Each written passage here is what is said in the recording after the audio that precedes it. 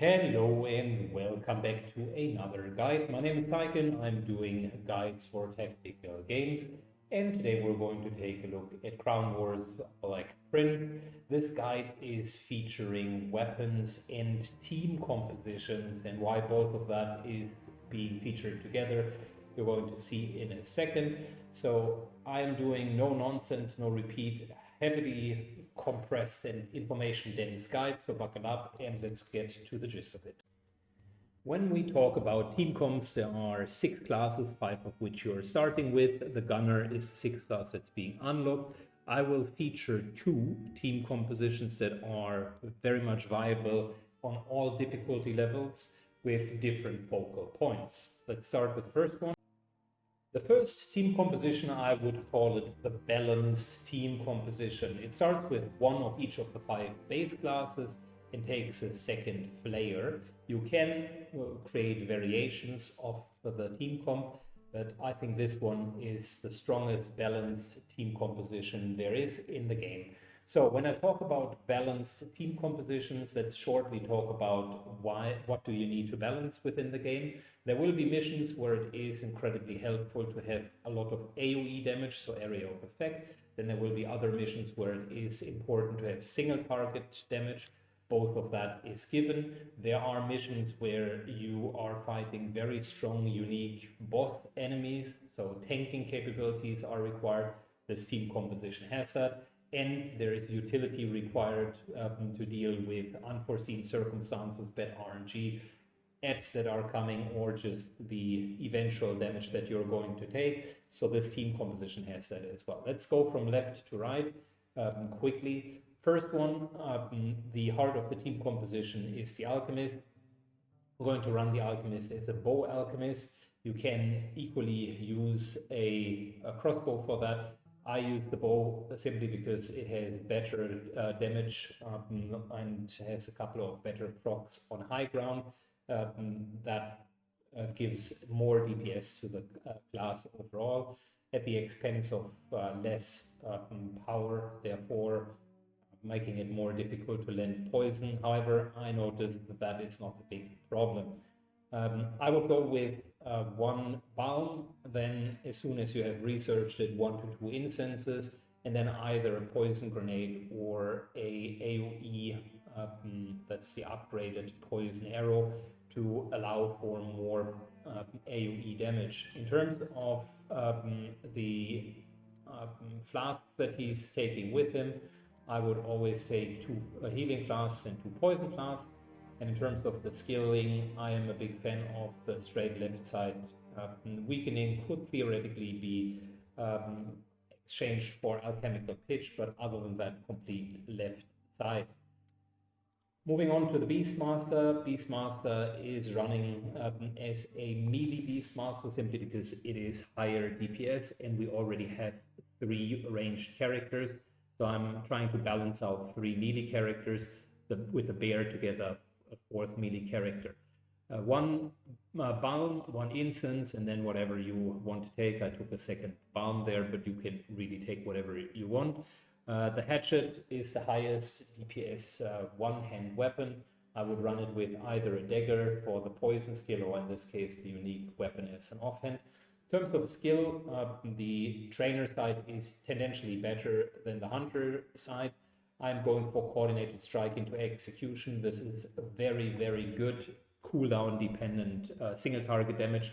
The job of the character in this group would be to ambush the backline. We're going to go with Wild Pair for the ability to remove armor. Then 2 ranged abilities that I am taking as an option to deal range damage whenever we're in the situation where I do have 1 action point left over but can't reach an enemy. Then Blinding Pack is wonderful. Pro Storm, potentially the strongest level 7 ability of the Beastmaster. And then finally Bestial Unity for a little bit more tankiness. This guy is running around with 4 armor, 5 with Bestial Unity, so very much also a tank in that regard. As for the Crusader, I am a big fan of the hammer. Best single target damage, and on top of that, very reliable armor reduction. so I'm taking it mainly for the utility. At later stages with 6-ish armor on most of the frontline enemies, this is fantastic, just to give you that extra swing. And the lack of AoE damage is being compensated with Holy Retribution, which allows you to basically deal, with cooldown though, extra damage on 3 targets. I'm going a Protector on the Templar tree for taunting, which is incredibly powerful. In my perspective, stronger than Verdict, because you can use taunt in a way that whoever is being taunted needs to run to you, takes attacks of opportunity, so it even deals more damage than Verdict.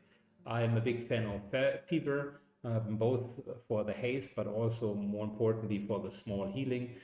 This is just such a quality of life feature. Unrelenting for extra armor. The next one is a tough pick. You can go heavy charge if you find yourself with difficulties reaching the front line. This is essentially movement increase. Or Bastion, if you know what you're doing, this can be incredibly helpful. Terrifying Presence and Enlightenment both are not that great, so I would potentially pick Enlightenment after testing both, but Terrifying Presence is okay.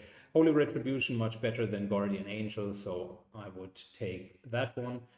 Putting typically the Shackles on this character because he's very much in the front line, and then an Incense on top of that.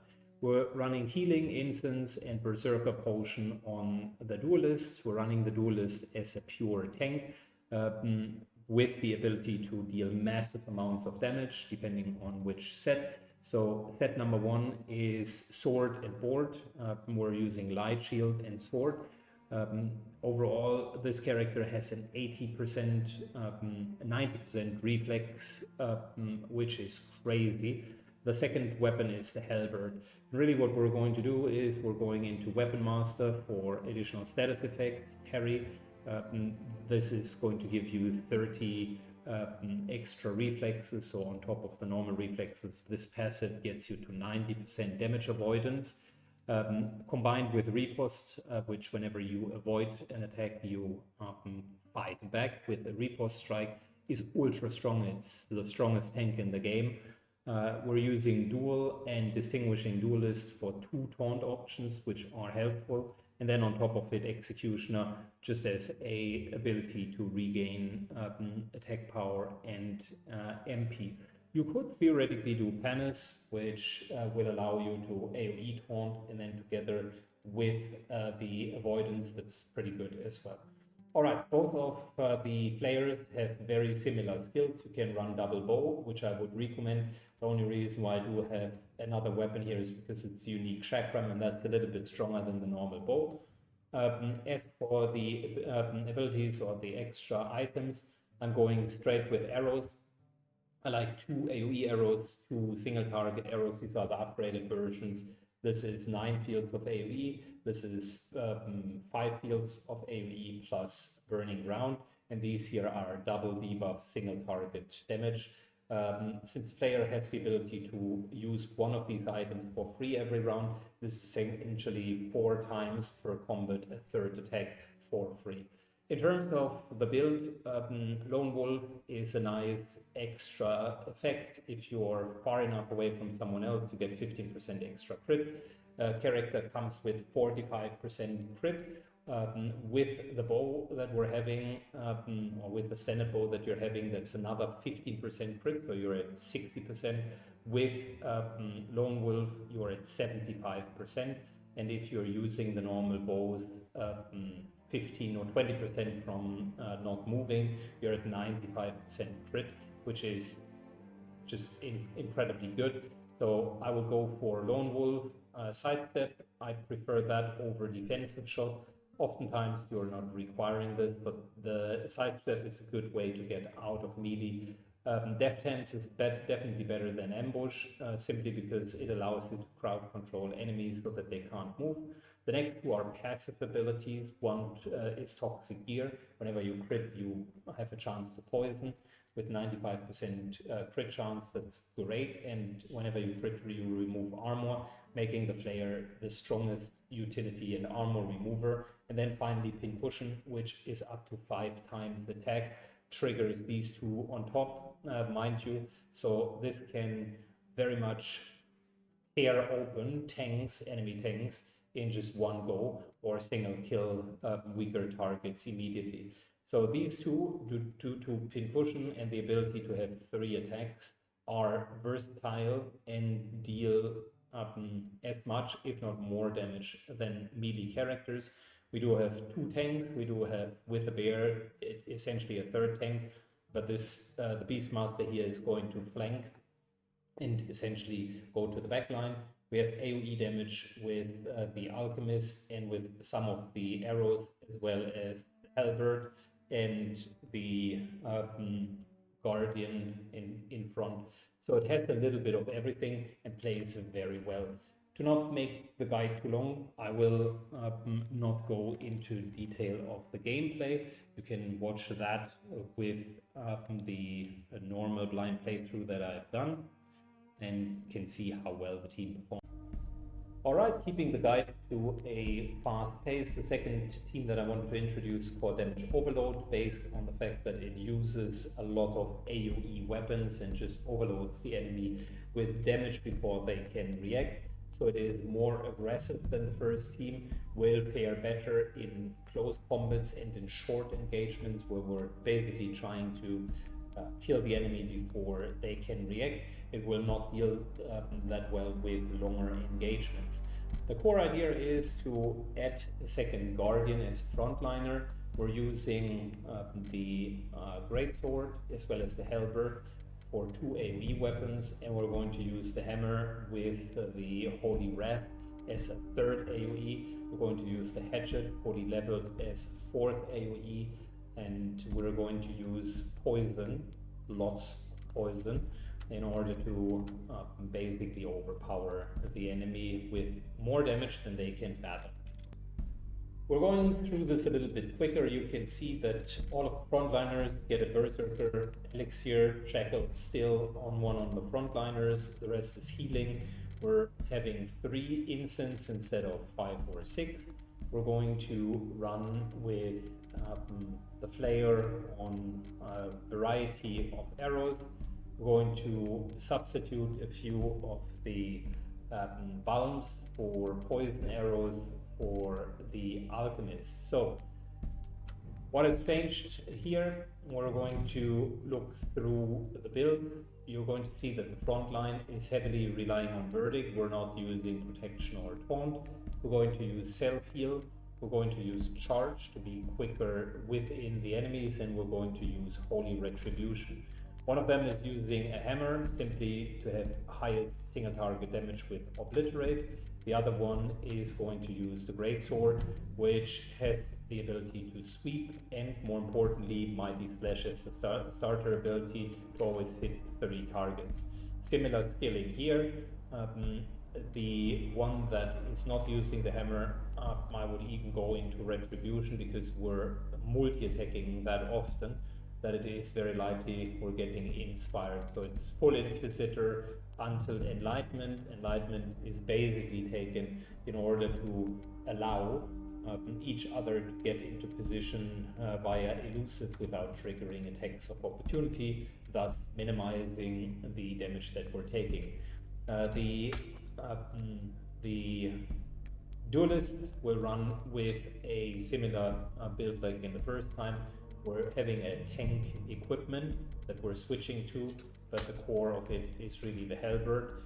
We're this time going for easy pickings, which allows us to ignore targets' armor from behind, because we don't have as much target or armor removal. We're still using the parry and the riposte, simply because the Scoundrel version isn't that convincing. Both of these also have nice little side effects, and you could theoretically, instead of Distinguished Duelist, go for Disengage and find a second way of getting elusive. This here deals decent damage and gives you elusive to then reposition. This is a variation that works. We're going Executioner afterwards. As for the Beastmaster, very similar skill set. This time we're putting a bit more self-sufficiency in there instead of blinding pack, because we want to be in the front line, and we're likely going to go for either Throwstorm. Feral Rage could theoretically be an option as well, because it detects multiple targets. For the Alchemist, we're taking the standard left side, and for our Archer, we have a bit of a modification here, since we're not going that heavy into the proc build. I have put defensive shot in here, simply because we are oftentimes not having taunt in the front line, so it is possible that someone is going to attack us in the back line. Deft hands are there, perfect shot, mainly because it is more likely that we will need to engage the back line with an extra shot. And then, of course, sharpshooter, we're still going for pincushion because it is good enough. A similar variation of the other build, and you can see that those two teams are similar. So let's talk about why they are similar, and talk a little bit about the strategy behind building your own team. All right, let's dive quickly into the theory behind the game. This is a diagram that I did in MS Paint. This is my view on the game, where the game basically revolves around two axes: single target damage versus area of effect / range damage, and then pure focus on damage per round versus utility. Inner circle means something is weak, middle circle means it's moderately strong, outer circle means it is strong and very viable. Classes are relatively well balanced. There are slight nuances here and there, but if you use good builds on the classes, they each can perform quite well. You need to, however, understand what they bring to the table. For instance, while the Alchemist focuses very much on area of effect, it is very cooldown and resource dependent. Once your flasks are empty, you're basically quite out of power, really. It brings damage to the table in form of debuffs, as well as pure damage. Brings utility to the table in terms of healing and other debuffs. So that is one side. The polar opposite would be the duelist, very much focusing on single target, brings damage to the table, and unless you're running a halberd, it is pure single target damage, but it also brings utility to the table with different taunts and various means of riposting and punishing enemies, as well as debuffing enemies. Then you do have the pure damage character, the Beastmaster, which is pretty self-sufficient, focuses on himself, has a lot of single target damage, but also a couple of area of effect abilities, just merely due to the fact that he does have a pet.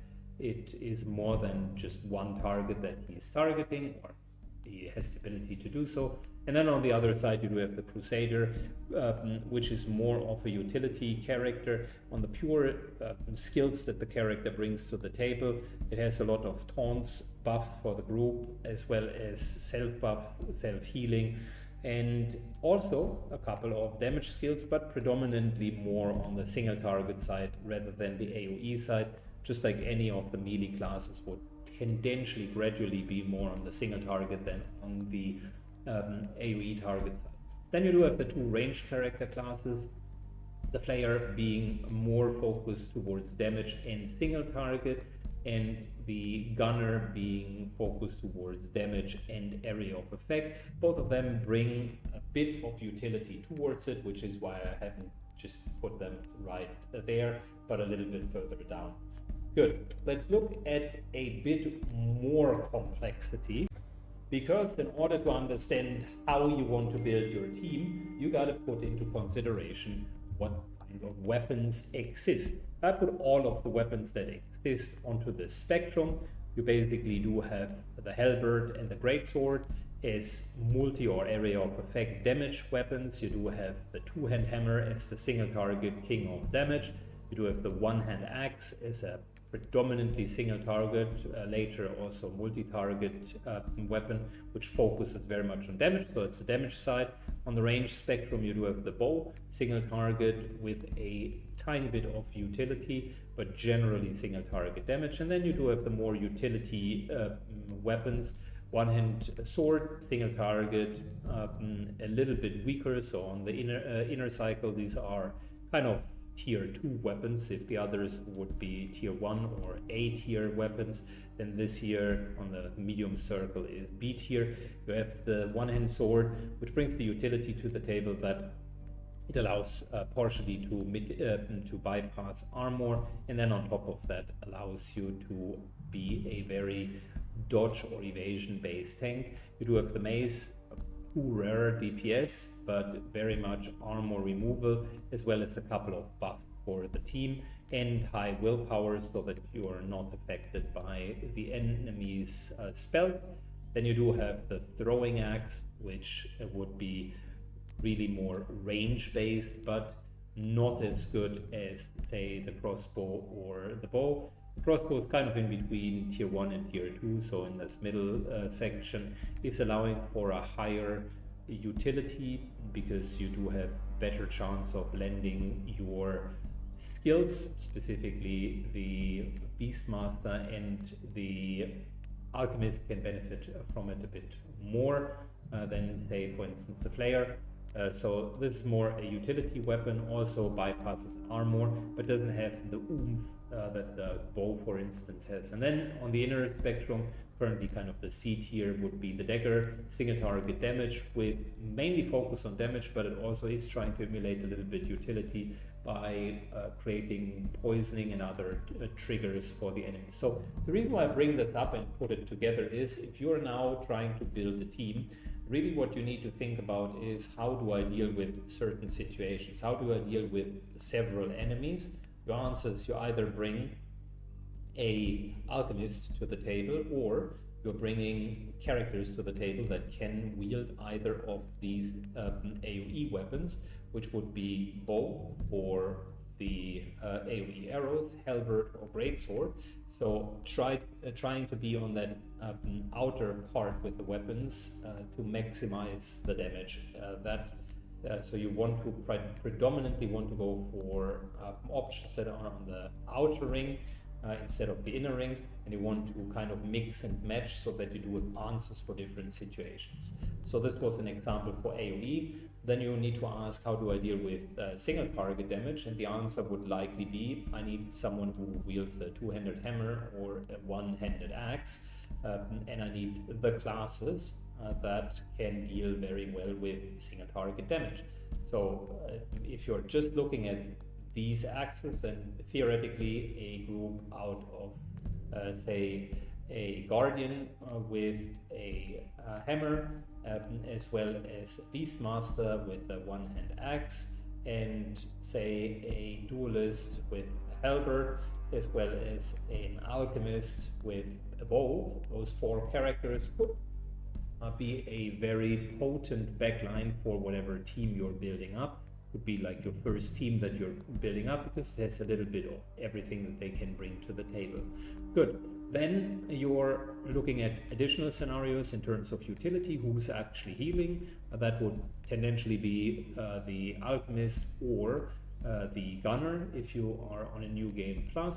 Who is removing armor? You're looking at mace, or alchemist in that case. So you're looking at the utility spectrum, or you're going for options to simply ignore armor. Sword and crossbow would come to mind. And you can ask yourself, how do I deal with just enemies running around? The answer there would be taunt. In that case, you're looking at the guardian or the duelist. Finally, we are looking at the whole picture, and I added a few more consumables, namely used some in order to basically classify parts of a consumable list. Balms come to mind for pure healing, then incense and a couple of status removal effects for pure utility. All of the arrows for single target damage, and later they have even area of effect damage. And then finally the elixirs like the burning elixir and the poison grenade for AoE damage. So these offer you a limited ability to basically customize your team and deal with additional situations that you otherwise couldn't deal with. Say for instance you have two gunners and two alchemists and one beastmaster. and only one duelist, and you feel like your single target DPS might be lacking because you have too little of the side, and for whatever reason you want to run even the Beastmaster with a ranged weapon, so you're having 5 ranged characters and only 1 melee character, then essentially what you would want to do is you're potentially needing to look how to skill the duelist correctly so that it deals single target damage. You might want to put a couple more arrows in there so that you're dishing out better single target damage. And then you need to think about how do you deal with armor removal. That, for instance, could be the alchemist again with acid elixirs, or you're just using weapons that bypass armor. So in this case, you're going more for the utility route, crossbow and one-hand sword. I hope that that had been a good introduction to the concept of how I'm building teams when I think about it. And with that, we've come to the end of the guide. Let me know what you think. Which of the compositions did you like? And would you build something different? Leave a comment down below. See you in the next guide. Bye bye.